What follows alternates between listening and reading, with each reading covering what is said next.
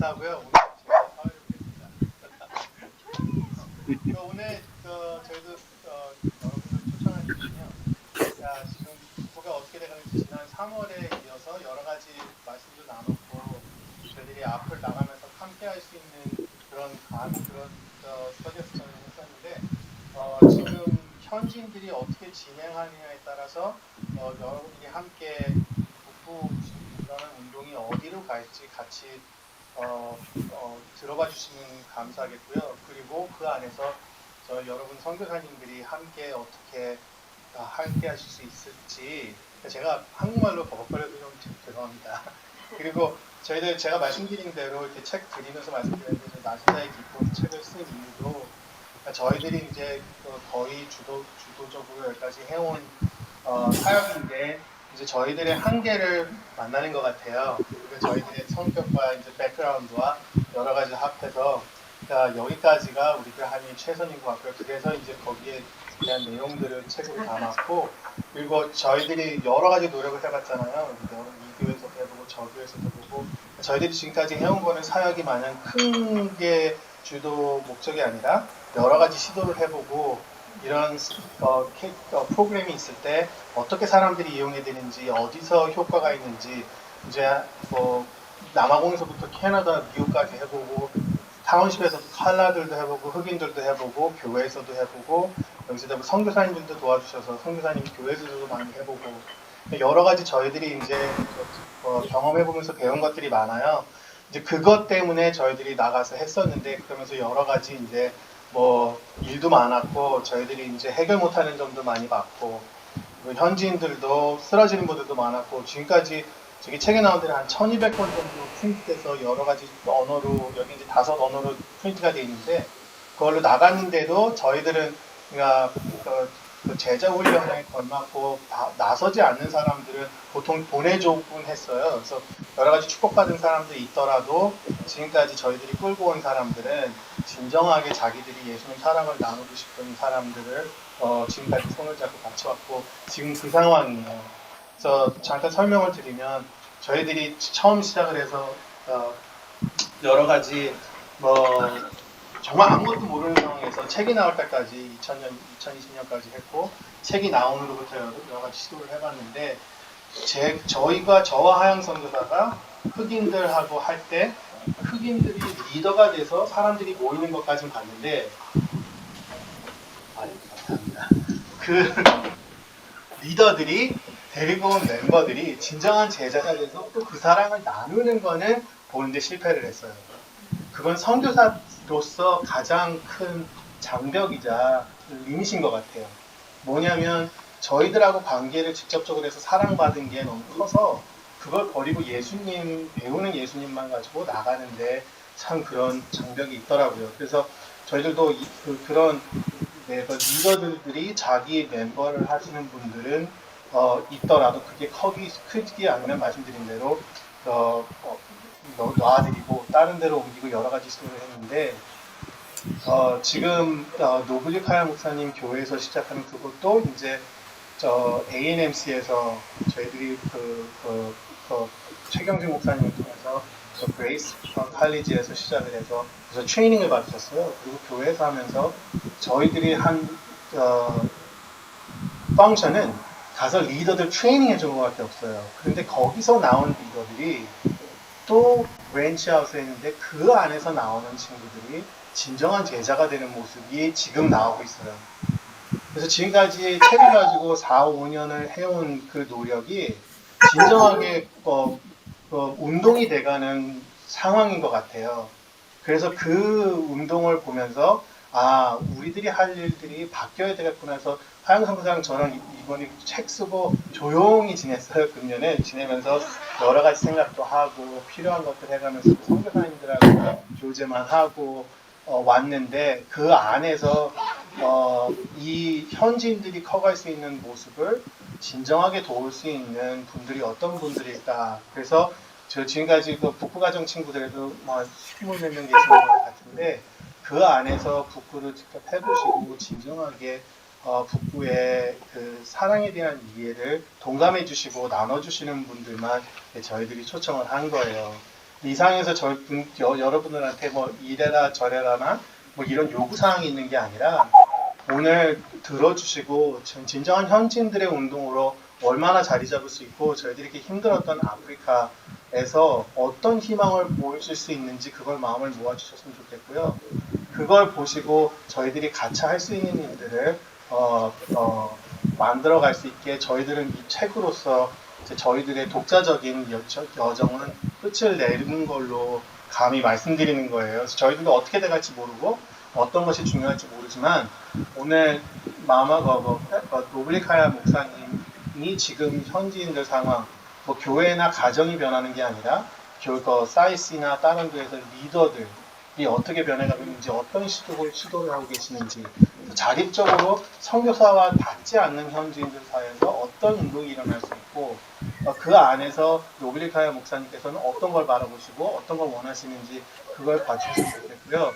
그리고 파파마가 와 있는 이유는 그 다음으로 김영광 선교사님하고 배한나 선교사님 대학교에서 잘하고 계시지만 그 파파마가 4년 동안 지금 UCT에서 크게는 안 했어도 계속 몇몇에서 좋은 분들이 많이 나왔어요. 그래서 그 분들이 국부를 하시는 거 봤을 때 여기 현지의 젊은이들이 그리고 단순히 그냥 길거리에 있는 타운십 청년들이 아니라 배운 청년들의 필요한 거, 북구가 어떤 펑션으로 그들을 도와줄 수 있고 뭐 본인은 시간이 없으니까 크게는 못하더라도 할 수 있다면 어떤 것이 도움이 되지 않을까 어떤 것이 필요할 것이라는 걸 나누어서 와 있거든요. 그러니까 들어봐 주시고 마음 편하게 얘기해 주시고 지금까지 저희 죄송하게 저희들이 시작한 거라고 할지라도 그러니까 마음 편하게 저희들 상관없이 의견 모아주셔서 정말 우리가 앞으로 어떻게 할 수 있는지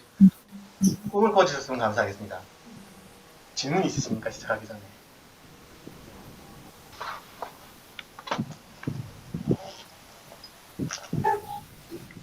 제가 영어로 더 잘하나? 죄송합니다. 좀 그런 것 같아. 최경수 목사님께서 저 번역해 주시 고쳐주셨거든요. 그거 하면서 처음으로 한국말 못하는구나. 아니에요. 한국말 잘하시는데요. 왜? 이게 좀 그쵸. 목사님 괜찮죠? 괜찮은데요. 저는 다 이해했는데. 아유 감사합니다. 어느하게 옛날에 유학가거나 미국 가서 이민하면 그 떠난 그 시대로 이게 언어 수준이 남는데 그래서 아직 고등학교 수준입니다 제가. 아유, 그러면 훌륭하십니다. 그러면은 질문 없으시면 패스터 청에서 하시고 싶은 얘기 준비하신 얘기 말씀 나눠주시겠습니다. Okay. First, greetings to everyone in the mighty name of Jesus. I am No불리카야. I stay in Kailicha. I'm serving as a pastor in Side C, Green Village Church. That's the name of the church. Firstly, serving as a pastor, a local pastor in a township like Side C.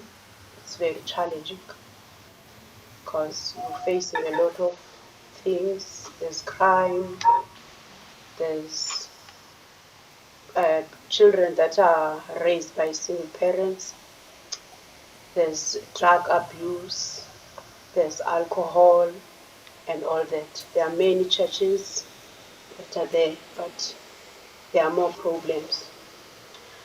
So I started serving as a pastor during COVID time. My senior pastor then was Pastor Beck. I had a desire in my heart to grow up the church or to grow spiritually and also in numbers. So I had that zeal in my heart, but I didn't know how.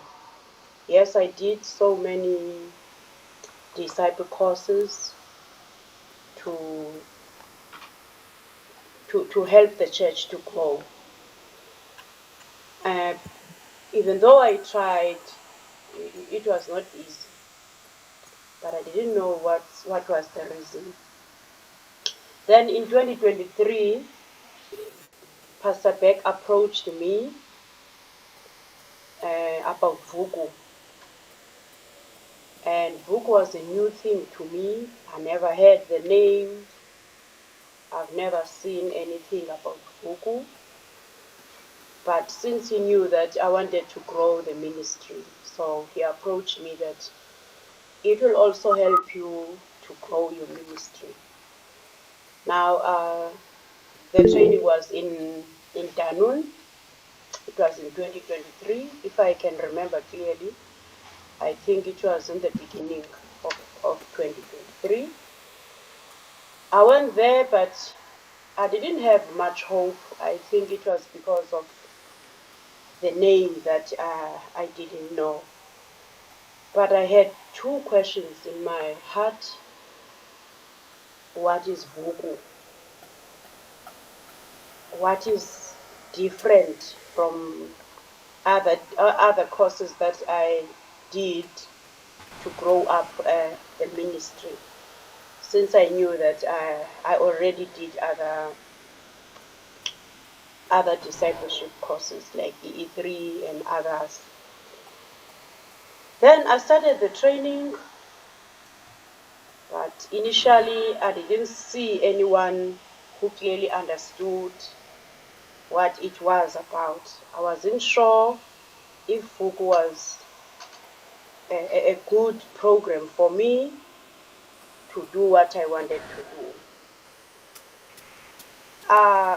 Still, the zeal in my heart was there because I wanted to achieve something I was looking for. However, I continued with the training, still having that doubt. But I started the journey of the training. Then along the way in my training, I realized that I had some weaknesses I saw my weaknesses and shortcomings, which led me to repent. I started repenting. I regained strength because I was stressed at that time. Before I heard about Vuku, I was stressed because the ministry wasn't growing, and in our townships we are having that situation. We have 100 churches around, but you can visit maybe 10 churches. You won't see what is about Jesus. I was in Vuku. I started listening. I found my weakness. I regained my strength. I began to see where Vuku was leading me. Then when the training concluded, I received a certificate, of which that was something that didn't impress me because I wasn't there to get a certificate. I was eager to put this into practice. I was so excited to just to practice what I've heard and what I've learned. The first people that I met a family, a mother and a daughter. They were in a very difficult situation. They had an experience of a painful background, which led them to drugs, depression, and also they had no hope. That's how I saw it. Yeah, during the first 4 to 5 meetings, it was not. I didn't see any good results. I didn't see any fruits, but I continued the journey. But by the grace of God, as I listened to the journey, as I walked with them, the journey of love, they began to find hope in Jesus. After working with the family, I met different people. I met different people with different situations, with different burdens. Some of the people, they knew about Christ. They were Christians for a long time. but they were not grown up spiritually, and they had problems. They didn't know what is it about Jesus Christ, because in Africa, especially in our townships, we discovered that Jesus Christ or gospel was introduced or sold. Many pastors, many bishops, many church leaders, they will just tell you, come to church, you'll get a job, you'll be healed, you'll be this and this. But mostly there are few churches there are few leaders who know or who describe gospel as it is. So we are in that danger as Africans that gospel is not really clear.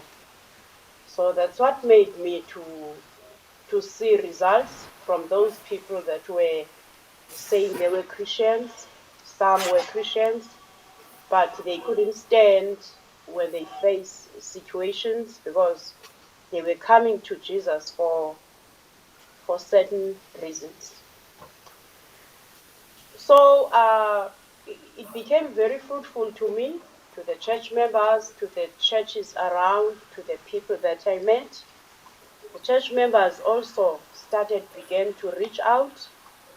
Some were trained as leaders, as Vugu leaders, and they also had testimonies of transformation, of I think that was what we were lacking. We were in church, but we were not transformed because of how sometimes we get gospel, even though there were these courses that I'm talking about, but we were not transformed. By the grace of God, the leaders dedicated themselves to God's work. And now, when I look at the church, the teamwork was built among our leaders, and our leaders were also helpful to others. Our leaders are encouraging to others. Even though we are leaders, we are still building relationships with God and mending our wounds. Who equips and shape us daily, and it is a lifelong journey. Sometimes because of not understanding Christianity in Africa, we thought you become a Christian today and then everything is good. So we've also learned that it is a long journey, and also that as Christians, the way we knew Christianity, we find out that we have pains in our lives, we have difficulties, we have backgrounds. We were not fortunate as Africans, maybe like other cultures, to have a chance of sitting with someone that you can share your problem. In our churches, the preacher will stand there or the pastor will stand there and preach. And then after that, you go back home, you go back to your problems. So not having a chance to express yourself how you feel.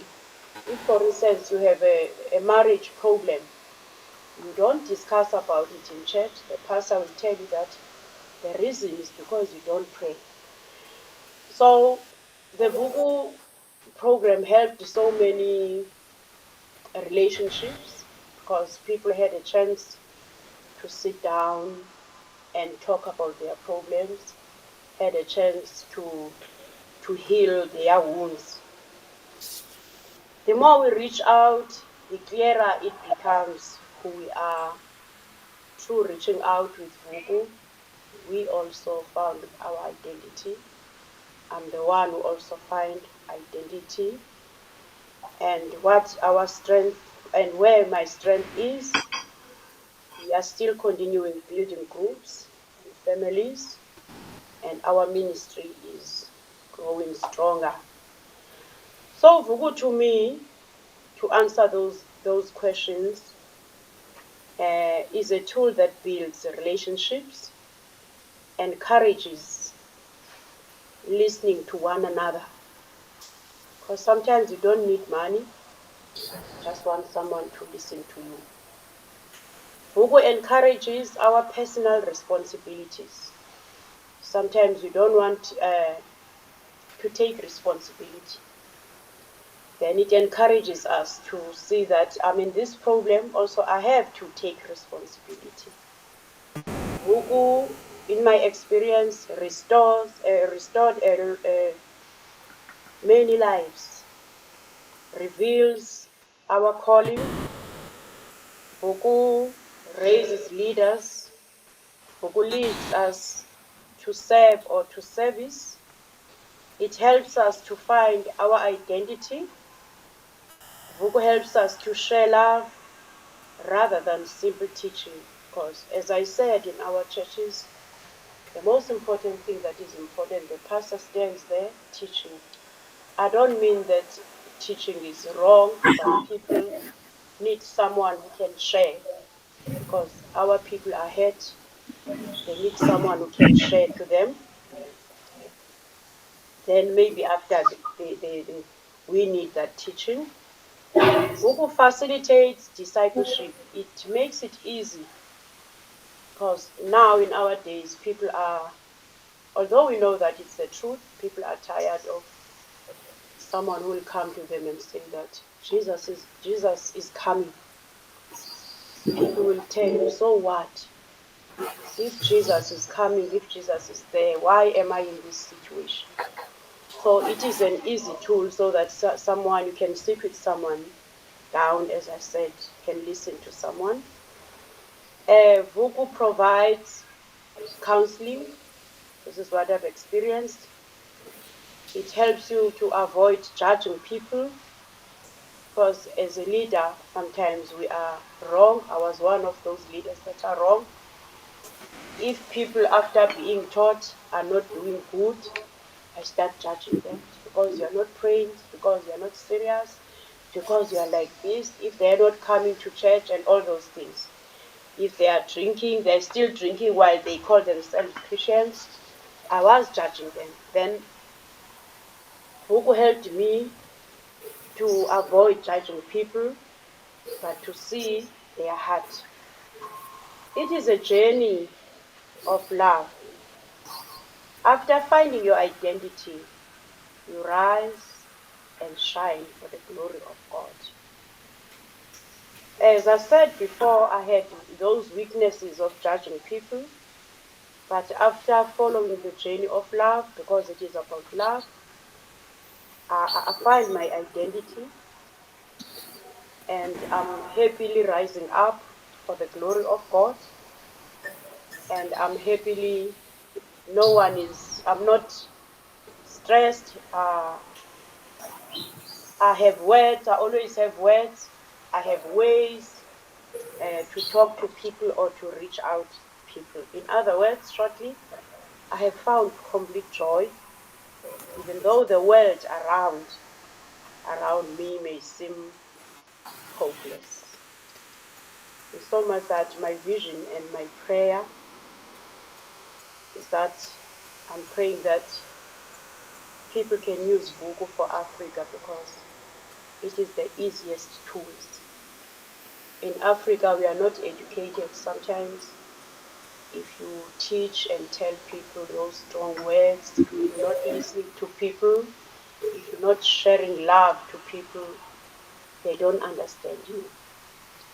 So my vision is that you can use Vugu to see people's hearts, you can use Vugu to walk with people through their pain, to reach out easily with Vugu, to change people's lives, to make time, because that's what people need. Sometimes we don't have time as leaders in Africa, but Vugu, my vision and my prayer is that we leaders in Africa can make time, can have time for people, because other people, they just need time to keep going, even though there are challenges, to have that zeal and willingness to transform people's lives until Jesus comes, to rise and shine for the glory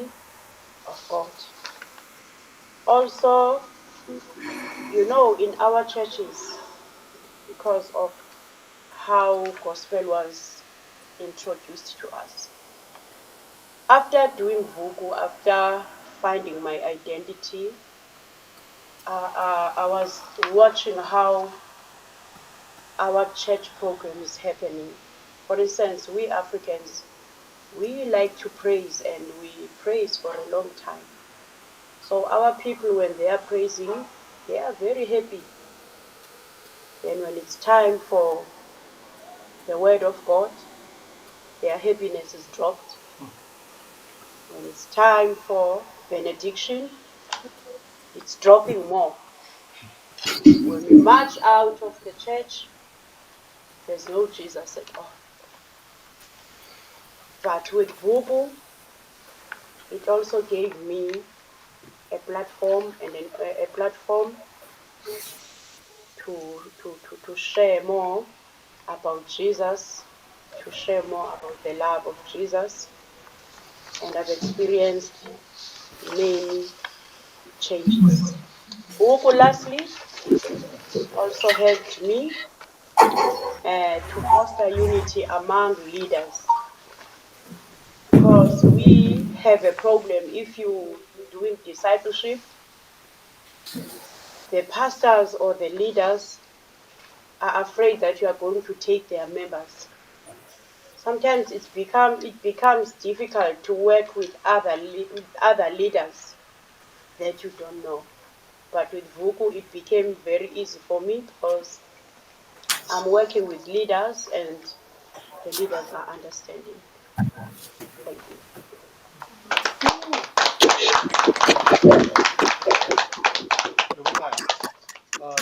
You've done in the church leaders, and I've seen them, I trained them, and you're doing a lot in your community and also in other leaders in other churches. And you have few experiences gathering pastors around your area in Kalicha, and you introduced Buku to them, and you sat down and spoke to them about it, right? How has your experience has been, and what do you see as the challenges, and how do you discern who might be the right fit or not? When I look at the pastors in our communities, firstly, the most problem that we are facing is, because of not understanding, is pride. Pastors have pride. Pastors are afraid to lose their titles and positions, are afraid to lose their attitudes and then serve Christ. They will tell you that sometimes I did discipleship course at a certain school, but there's no practice. But I tried to, as I carry on, I try to do to certain pastors. And what I've noticed is that it is difficult to share the love of God if you don't have an identity of Christ. So it's the problem that we are facing. There are many pastors in Africa, but maybe they are pastors for titles, but if you watch, there's no identity. In so much that when I'm doing Vugu in the community, I saw that church members are getting identity, are more better than pastors. I see that the problem is not about being a leader, because I saw that they don't understand what leadership is. When we talk about leadership in Africa, you talk about the title and the position. So there's no identity of Christ. And as I said before, since Africans are the most important problem is backgrounds where they have bad relationships. So that background has affected even the calling. You have to keep them again.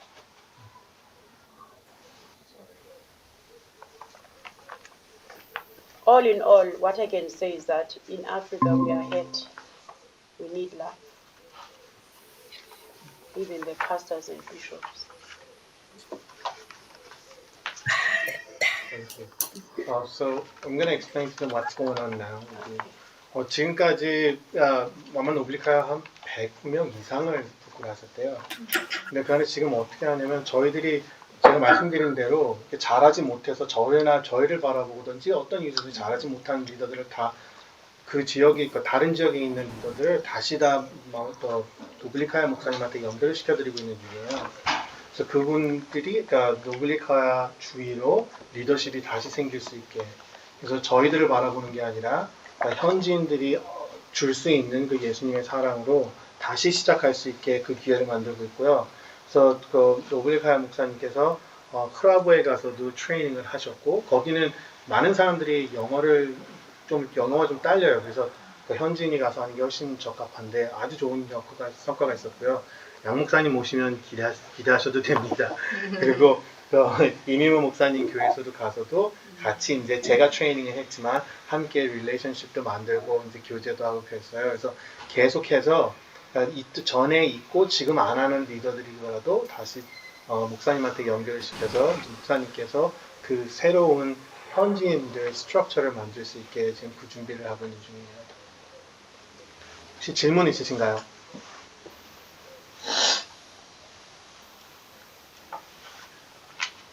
Yeah, continue. You want to continue? Okay, go on. Yeah, as I said that Google is the tool that transforms people's hearts and minds to seek God. Our people are hurt. They need transformation. They need healing. They are wounded. The experiences they have,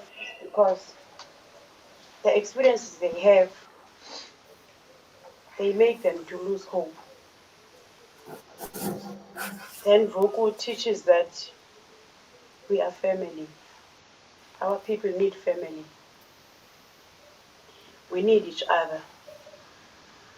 Through Voku, sometimes you may lose friends in order to find Jesus to show you the way or the meaning of life. Voku is a tool to introspect your life. Being precious to Jesus is a reminder to know what you are called for until you find complete joy. No reaching out, no growth. No reaching out, no identity. No reaching out, no complete joy. That's what Voku did. That's what Voku can do. It's difficult for our people to reach out because they are worried. What am I going to say? Because I have the same situation.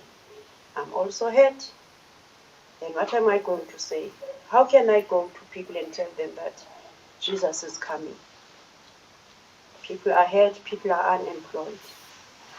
People don't have complete joy. And complete joy is only found in Jesus. So they need an easy step. They need step one.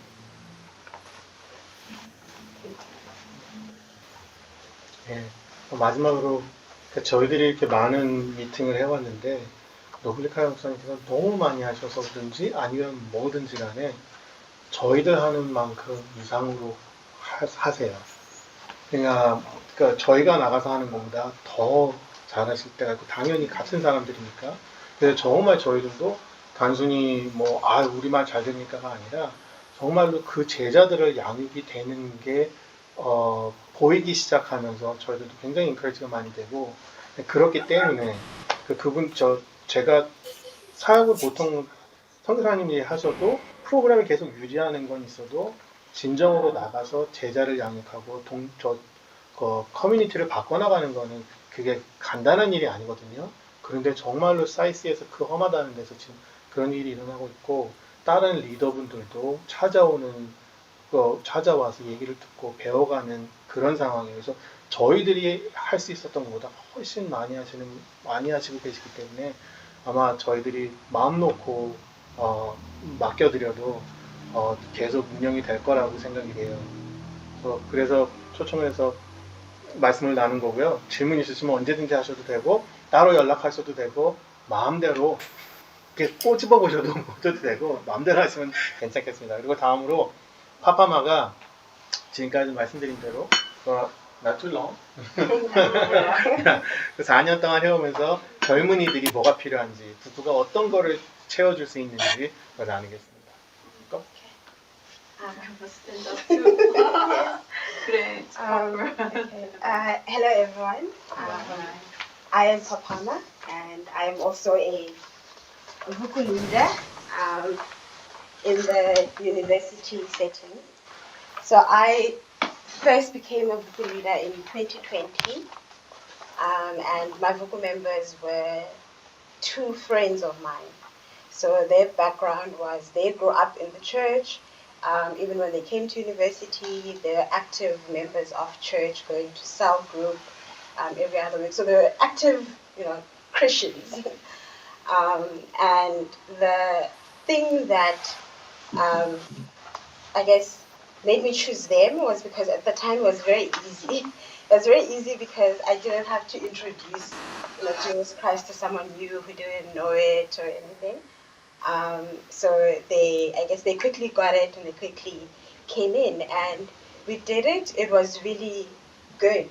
We were committed at the time because it was COVID and I was at home, so we were meeting every week and we finished.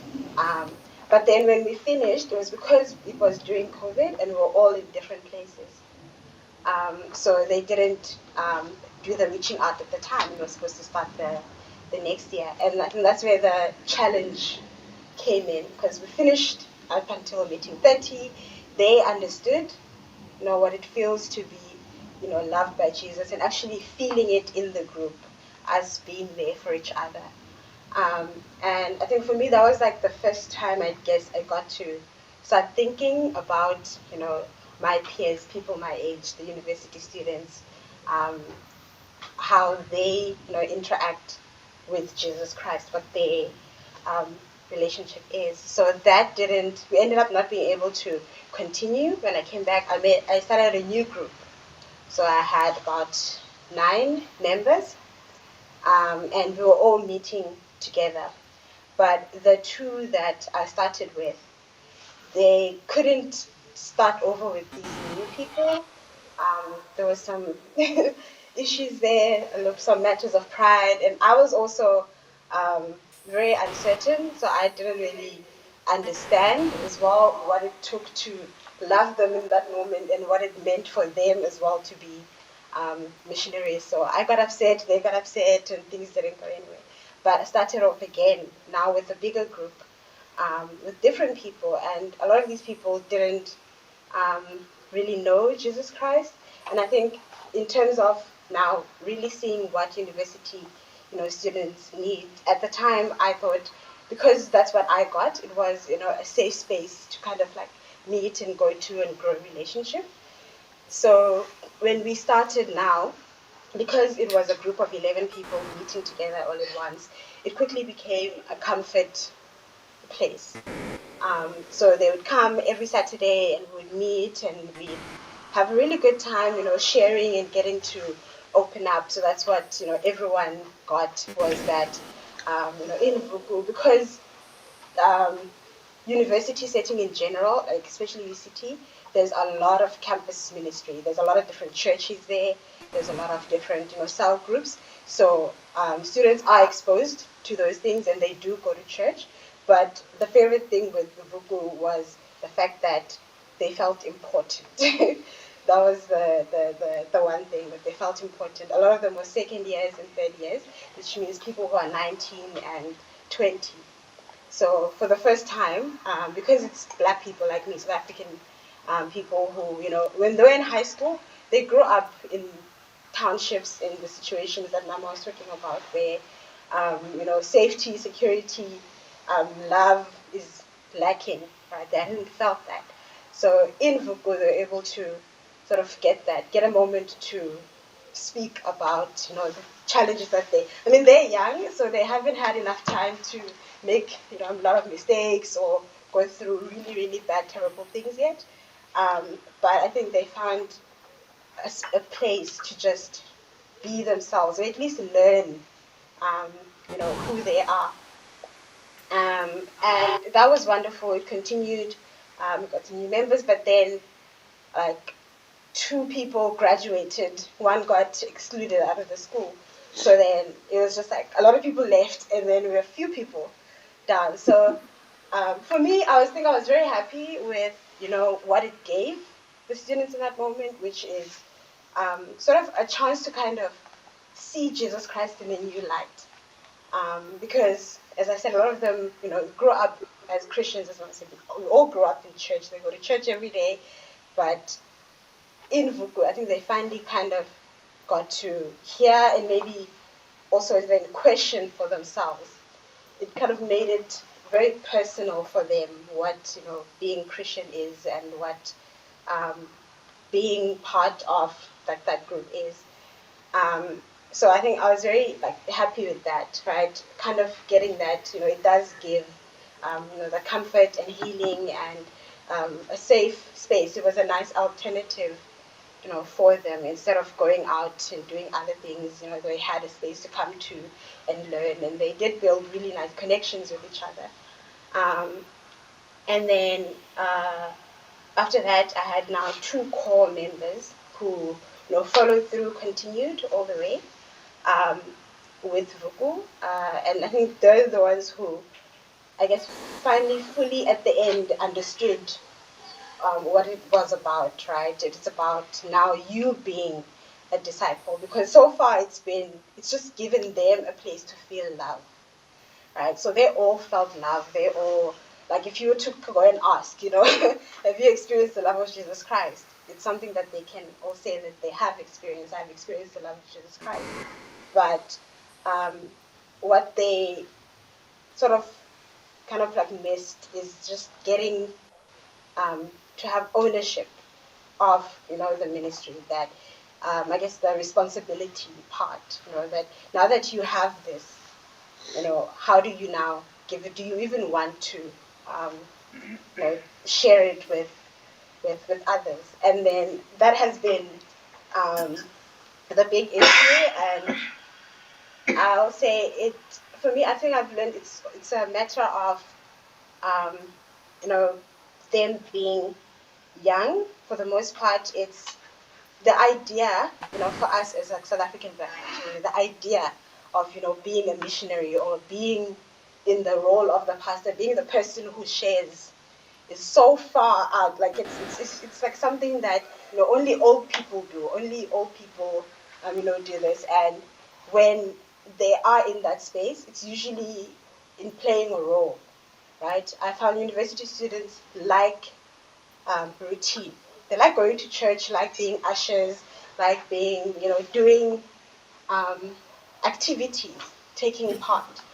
But with Vuku, it requires more than that. It requires it requires it to be you, not a role that you play, which I find is the most difficult part, which now kind of ties in with what I was saying about the context, right? That these are young people who are sort of at the crossroad of learning who they are, what they're doing. So in university, you spend a lot of your time working towards things, planning for a future. And now with Vuku, as you're planning, as you're learning, you kind of also needing to, center God in that, right? Having that be who you are, which is been a little bit of a slow run, but I think that's why Vuku is particularly important for university students, because it kind of gives you that pause, and I would say at a very young age, right? Truth is something a lot of people only get later on in life, but at a very young age, through Vuku, they kind of all having this moment of having to sit down and be like, oh, okay, I have to do this now. Like, I have to actively be, a disciple. I have to actively be, um, uh, a child of God as been claimed. And I think that is for me, that's like the key thing, for why Vuku is important. Also, why it's different to all the other ministries that they already have in church. As I said, they already go to church and always go to all of these places. But with Vuku, they get to actually sit down with it, and it becomes, personal for you and who are you, because it's not just about what can you do, what role can you play, what can you give, to the church. Like, can you welcome people? Can you, do children's church? It's not about that. It's about you, like me, Papana. I have to have the heart to go and reach out to someone and talk to them and spend time and then share my life with them, which is now different from just being in a church and welcoming a lot of people.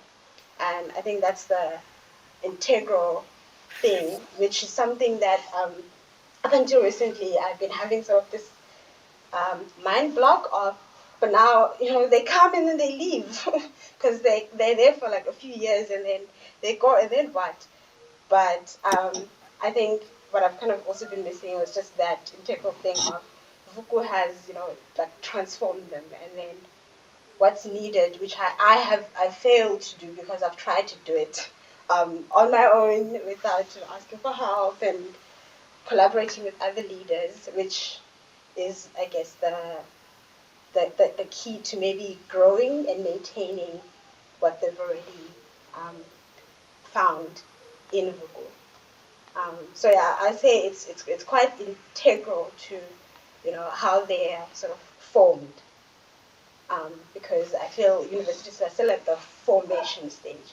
It's not much having to change from the opposite end of being. They're still trying to find who they are, and Vocal just gives them a very firm foundation on love. And now what's needed is just growing that.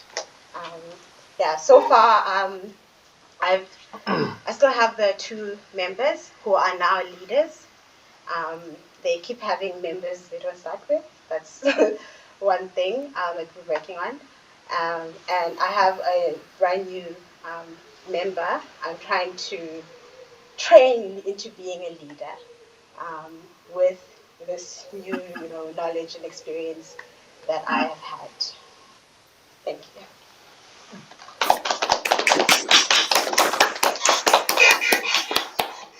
Okay, can you briefly share about that girl from Seventh-day Adventist? Yes. What's her name? Miriam. Yeah, Miriam. Yes. Can you share briefly about Miriam, how her journey was to become a leader? Yes, yeah. So one of my members, the two ones who became co-members, Miriam. So Miriam is a girl from Namibia. She came to South Africa to study. And when she came here in 2018, it was a very difficult time because her mom passed away. So her mom had just passed away. Her dad had left a couple of years ago, and her sister also passed away before her mom. So essentially, she was kind of orphaned. So when she came to UCT, she came on her own. No support from home. And when she came here, I think she was in a very vulnerable stage of her life. So she started dabbling and like doing other things. So she started hanging out with the wrong crowd, smoking and doing all sorts of things. And I think she really fell to like really dark point in her life. And one of her friends invited her to the Seventh Adventist Church. So she went there, and she was asked to come to the front, and they had a prayer. And she says she had a little spiritual moment, which I would see as, things just finally coming to an end. Like she was, and in a very dark spot at the time. So when we met in the beginning of the year on camp, we were talking about school, we were hiking, and then I just started talking about my ministry like last year, what I was doing last year, and that I wanted to start this, I wanted to do this year, and she said, "Oh, that's such a big coincidence because that's what I want." She wanted a community, so for her, because she'd been going to the Seventh-day Adventist church, she started having questions about who God is, and she didn't feel the connection that she thought she felt, that spiritual moment she felt when they first prayed for her. So she was like seeking that. And when we started, she would come and we would meet. Other times she'd run away because we were meeting in her place. So we would all meet and we start talking. But then as time went on, she'd have more and more like questions. Like for her, it was a matter of, as I said, maybe finding like identity, but also more of like a reason for being. Because as I said, she was alone. She didn't have anyone. She didn't really have any family. Only people she really was close to was the friends at the Seventh-day Adventist church. So I started having all of these questions, and then would call my dad sometimes. And I'd say, "Okay, Dad, Miriam says she feels like she's away from God. She doesn't feel God's love. She doesn't feel like she's worthy of, being with God because she's not praying 5 times a day. She's not doing this many times a day."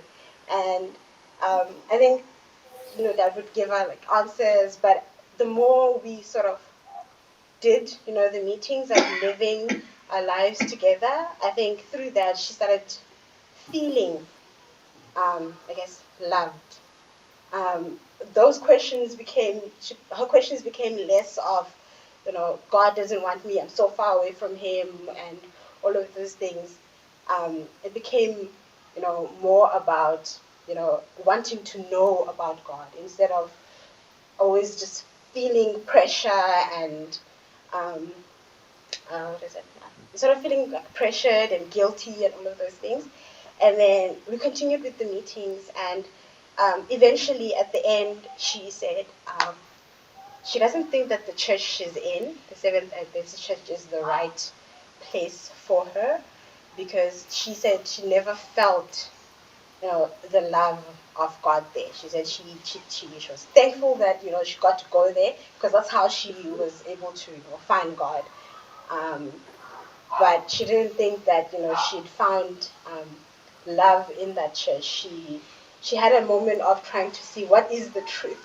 Is the truth what is being said in this church, or is the truth what is being said here? And for her, she said she'd experienced it with Vuku. She thinks she's experienced Jesus with Vuku, compared to in her church where it was rules and regulations and the Bible and all of these things that she was always asked to do, which for her, she said, made her feel further and further away from God, because every time she failed to do something, she'd feel really scared. And but then ever since she started doing Novuku, at least halfway through, she's felt, I don't know, peaceful. She felt like more now that she can actually just live her life instead of always being anxious. And in the beginning, the issue with her reaching out was also tied to the thing with her church. It was the inviting people to Vuku and not to the church. But once she was able to let go of that, I think her heart has been a lot more open. I think she's finally had an understanding of who God is for her, at least. Even though she hasn't been fully able to share that with others, she's now finally willing. Thank you very much. Thank you. Now, love you can you take one of the cards? I'm going to just take them out. Okay, They can go. thank you. Can speak our Namaka. Korean. I hope you're done. Thank you. Thank you.